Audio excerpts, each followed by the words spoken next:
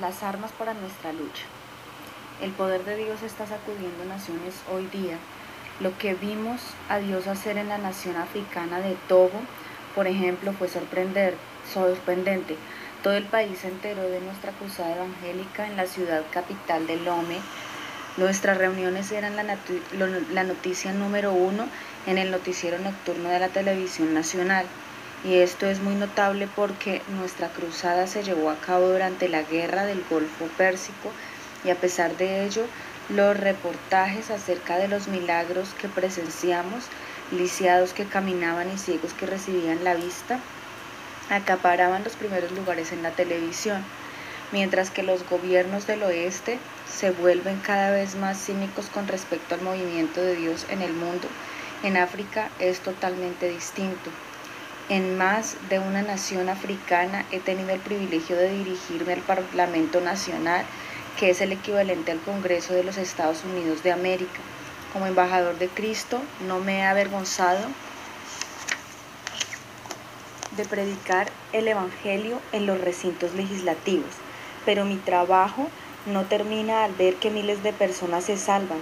También oro por los enfermos y no deja de sorprenderme cómo los altos oficiales gubernamentales hacen línea para que les impongamos las manos en oración. Qué poderoso es el Dios que servimos. He prometido nunca limitarlo. Por supuesto que soy el primero en admitir que eso no es algo que hace ningún hombre, es obra de Dios. Sin embargo, la gente pregunta, ¿cuál es el secreto de nuestro éxito? Tenemos que contestar que es el efecto de la predicación del Evangelio y nada puede compararse con su poder. Para mí fue una gran revelación y también lo fue para Pablo descubrir el poder del Evangelio. Romanos 1:16. Tengo plena confianza en la eficacia que tiene el Evangelio para salvar almas cuando se predica la salvación de Jesucristo claramente. Además, los milagros se presentan en abundancia cuando nos atrevemos a predicar que Jesucristo todavía sana. Los entretenimientos, la política y otras atracciones pueden reunir a multitudes, pero no como lo hace el Evangelio. El Evangelio no ofrece una popularidad barata y sin embargo su glorioso poder está uniendo a millones en una comunión maravillosa. Pero ¿cómo sucede esto? La respuesta es: la clase de evangelismo que gana al mundo es el evangelismo en el Espíritu Santo, un evangelismo que utiliza las armas que Dios nos ha dado para la tarea, es decir, los dones del Espíritu. Estoy seguro que la predicación ungida junto con la música y cantos ungidos no son la única explicación de nuestro éxito. Esos medios son necesarios, pero los discípulos tenían más que eso. El Nuevo Testamento habla acerca de manifestaciones visuales, son verdades para ser vistas. ¿Cuáles son las obras de Dios?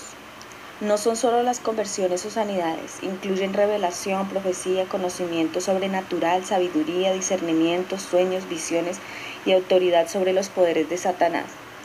Creo que estos aspectos ayudan a atraer a cientos de miles a nuestras cruzadas y reuniones. La gente se da cuenta de la realidad de lo sobrenatural cuando ve algo que sobrepasa palabras. Los dones del Espíritu proporcionan esa experiencia. En este capítulo quiero enfatizar las gloriosas posibilidades que tienen esas armas, es decir, los dones. Con la ayuda de esos medios que Dios ha dado, el alma tímida, puede ser audaz. Y la persona que siempre está a la defensiva llega a ser valiente. La intención del Señor es que seamos embajadores. Él da poder y autoridad a los que envía. Quisiera hablarle un poco más sobre este tema. Muchos ansían estos dones espirituales, pero están inseguros en cuanto a su uso. Incluso se preguntan, ¿y si estoy equivocado? El peor error es no emplear las armas del Señor. Recordemos algunas escrituras claves.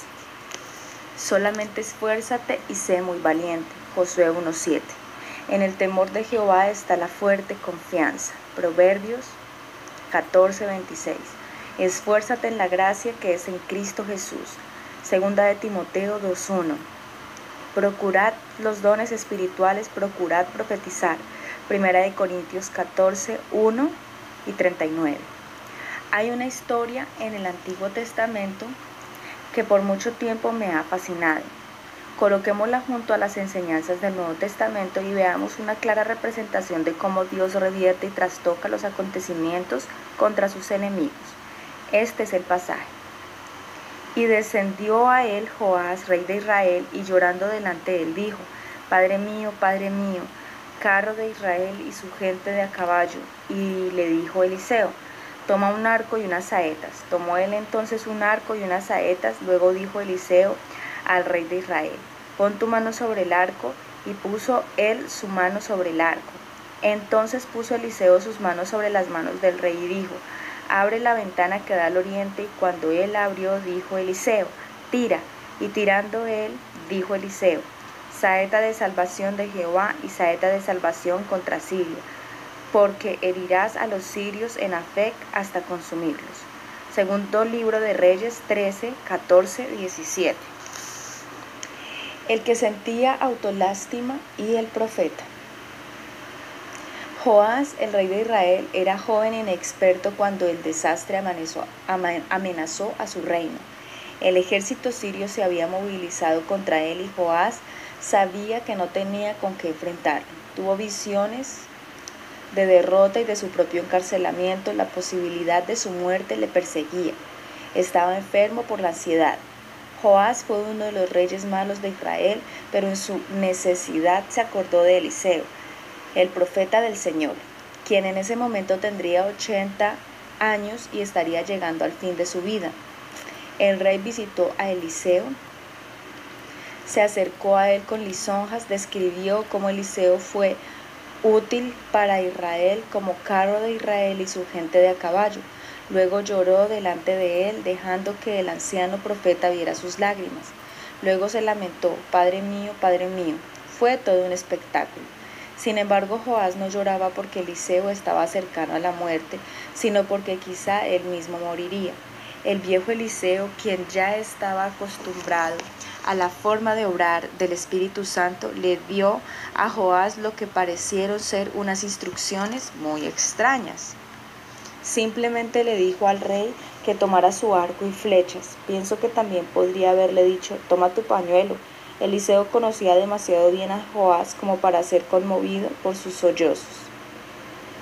De hecho, Dios tampoco estaba impresionado. Es hora de que alguien lo diga. Dios sabe cuando la gente llora solo por autocompasión. Hay individuos que aparentemente necesitan que otros les brinden más de su tiempo. Esto ocurre porque es muy difícil saber cuál es su problema. Incluso ni siquiera ellos mismos lo saben. En ocasiones son víctimas de traumas mentales recibidos con anterioridad. Sin embargo, las personas que se especializan en dar consultoría psicológica suelen encontrar que este tipo de pacientes les proporciona bastante práctica. Pero existe el peligro de que las horas dedicadas a sus pacientes ahonden aún más el problema en sus conciencias, haciendo que se sientan víctimas especiales, fuera del alcance de la ayuda del Señor.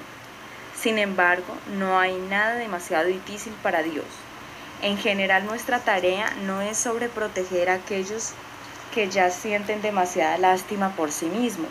Nuestro objetivo es despertarlos, no arrullarlos dándoles tranquilizantes. Llega el momento en que la gente debe salir de su autoencierro y ver las necesidades de un mundo que perece. Sería triste que el tiempo dedicado a algunos sin poder resolver su problema de personalidad quite tiempo a la tarea de ganar a los perdidos.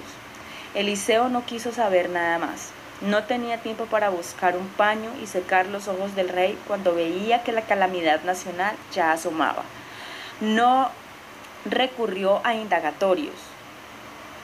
La necesidad estaba a la vista.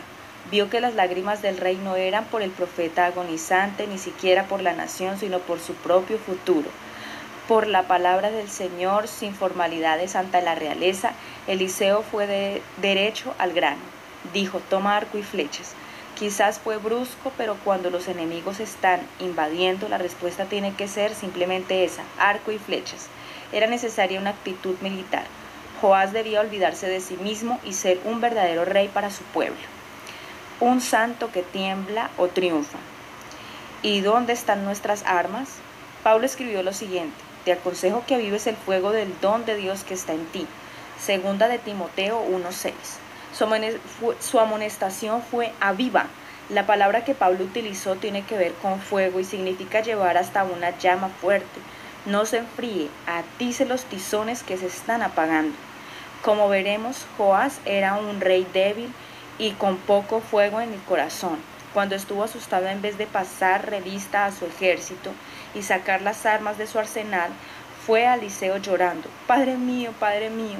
Eliseo hubiera apreciado mucho más que Joás hubiera ido a la batalla.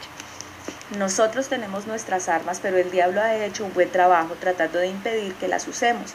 Cuando a comienzos del siglo XX los pentecostales abrieron el arsenal de Dios, casi todas las iglesias se alarmaron porque hasta ese entonces los predicadores casi siempre habían dependido de medios humanos y no del poder del Espíritu.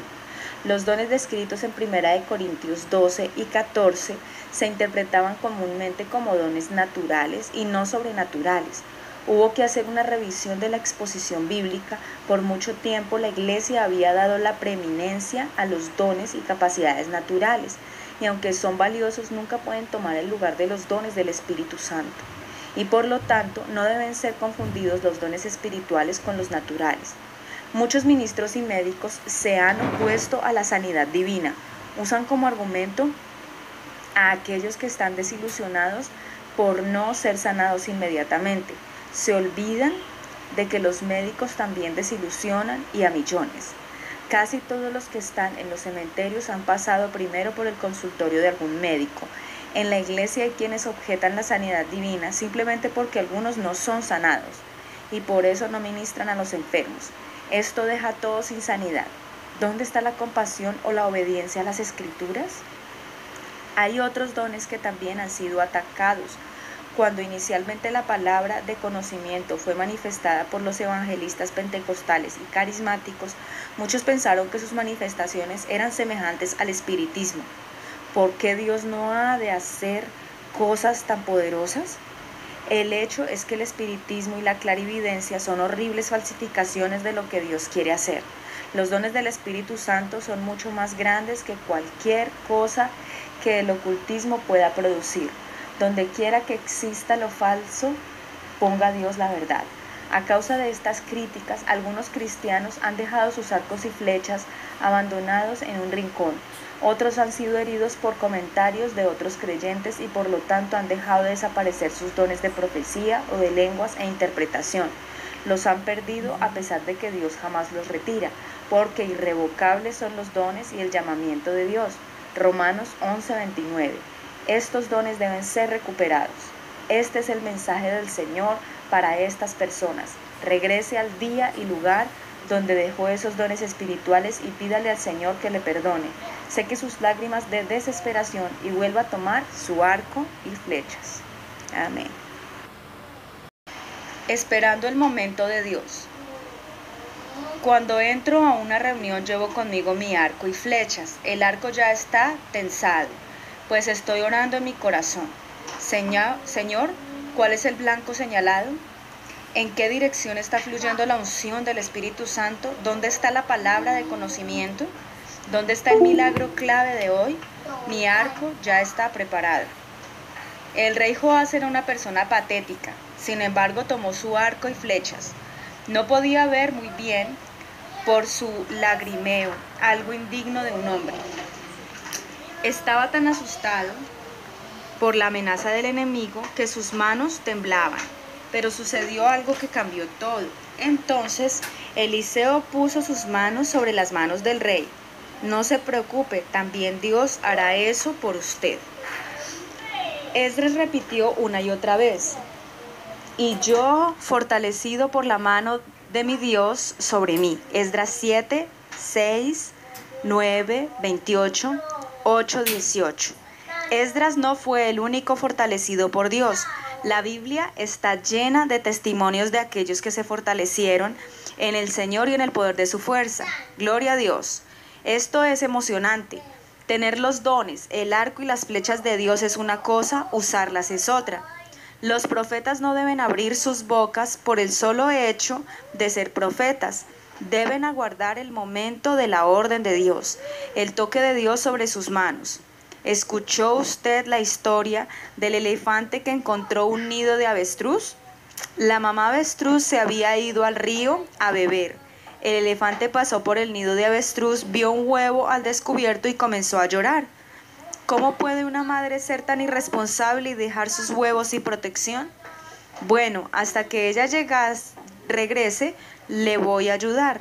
De manera que el elefante, con preocupación maternal, se sentó sobre el nido. El resultado fue devastador: huevos revueltos. El elefante tenía un corazón compasivo, pero nada de sabiduría. ¿Son algunos cristianos como el elefante?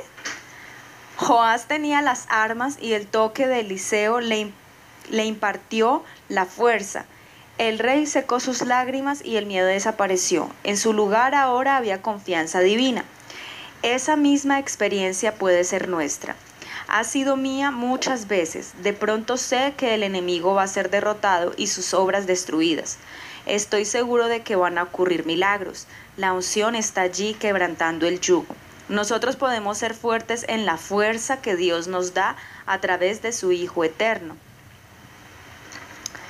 Abre la ventana.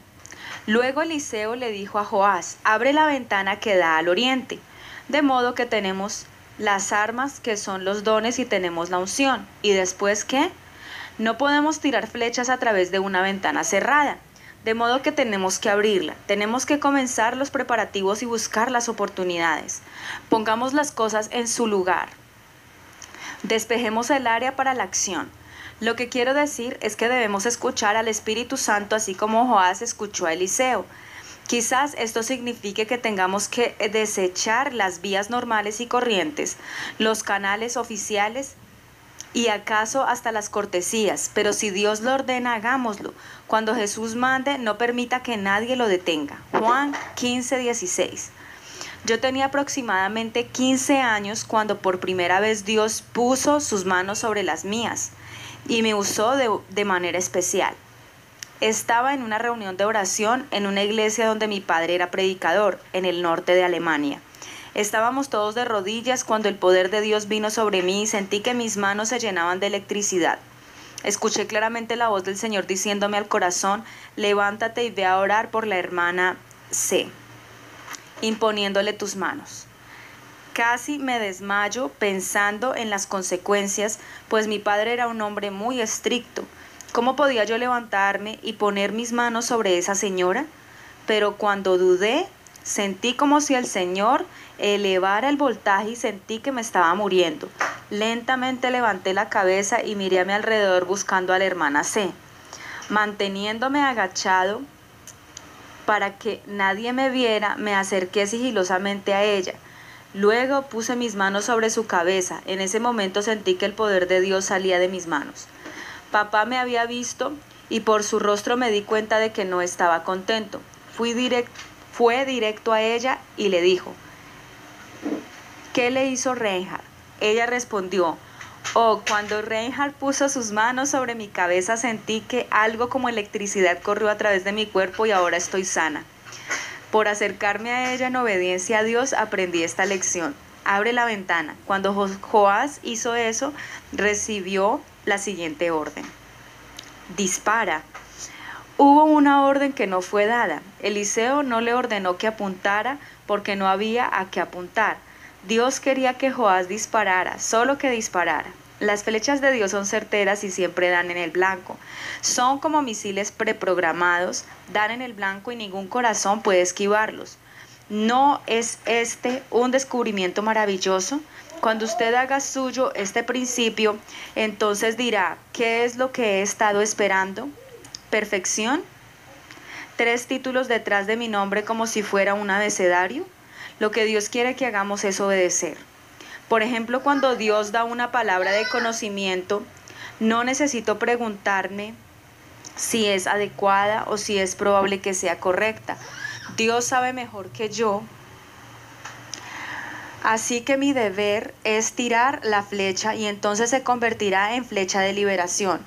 Solo el Espíritu de Dios puede sondear las profundidades del espíritu del hombre y no se equivoca. El Espíritu conoce bien la historia de cada uno y sus pensamientos más secretos. Para nuestras mentes racionales no siempre es fácil simplemente tirar a través de una ventana abierta sin ver el objetivo verdadero.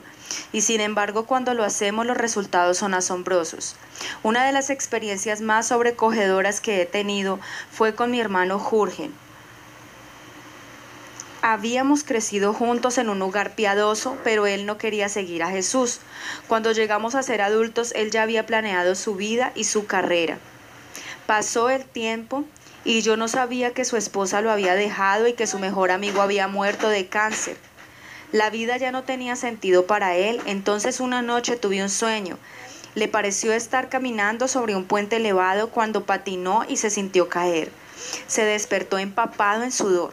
Más tarde mi hermano me dijo, por primera vez en mi vida tuve un deseo ardiente de orar a Dios, recordando un texto bíblico que había aprendido de niño. Invócame en el día de la angustia, te libraré. Salmo 50:15. Me arrodillé y dije, Señor, tú sabes que yo ni siquiera sé si existes. Pero mi hermano Reinhard es tu siervo. A través de él, dame una señal de que tú vives.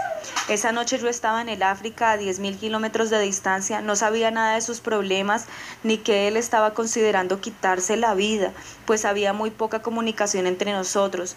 Sin embargo, en la madrugada tuve un sueño terrible. También vi a mi hermano caminando sobre el mismo puente elevado en una especie de neblina. El puente no tenía barandas y yo temía que Jürgen perdiera la orientación y cayera. Él siguió caminando en esa neblina. Soñé que en mi desesperación grité, Jürgen. Después oí una voz que gritaba desde lo profundo del abismo. Era la voz de mi hermano. Entonces me desperté bañado en sudor y pregunté, Señor, ¿qué es esto? Me respondió, Jürgen está sobre el puente de la eternidad. Si tú no adviertes a los incrédulos, voy a requerir su sangre de tus manos. El temor de Dios vino sobre mí y escribí una breve carta para mi hermano. Es verdad que tuve batallas feroces en mi corazón antes de hacerlo, pero le conté de mi sueño. También le rogué que recibiera a Jesucristo como su Salvador personal. Cierto día antes de la Navidad de 1987, recibí su respuesta. Maravillosamente Jesús había salvado su alma. ¡Aleluya! Sabía que sus pecados estaban perdonados. Jürgen me escribió, cada día estoy caminando con el Señor. Él ha resuelto todos mis problemas. Cuando recibí su carta no pude controlar mis emociones y me puse a llorar de alegría. Qué maravilloso es el Espíritu Santo. Cuán efectivos son sus dones. Son las armas poderosas de Dios.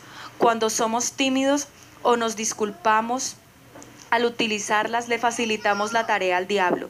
¿Qué hubiera pasado si yo no hubiese escrito esa carta? ¿Qué hubiese pasado si yo no hubiese abierto esa ventana hacia el oriente, tirando la flecha?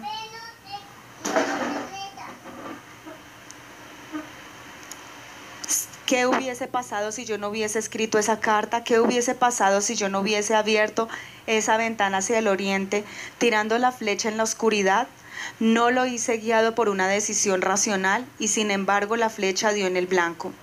En el nombre de Jesús yo le digo a usted, abra la ventana, haga a un lado sus temores, deje que su obediencia en fe se sobreponga a su nerviosismo, permita que Dios actúe a través de usted, permita que su sabiduría provenga de lo alto, la cual es primeramente pura, después pacífica, amable, benigna, llena de misericordia y de buenos frutos, sin incertidumbre ni hipocresía.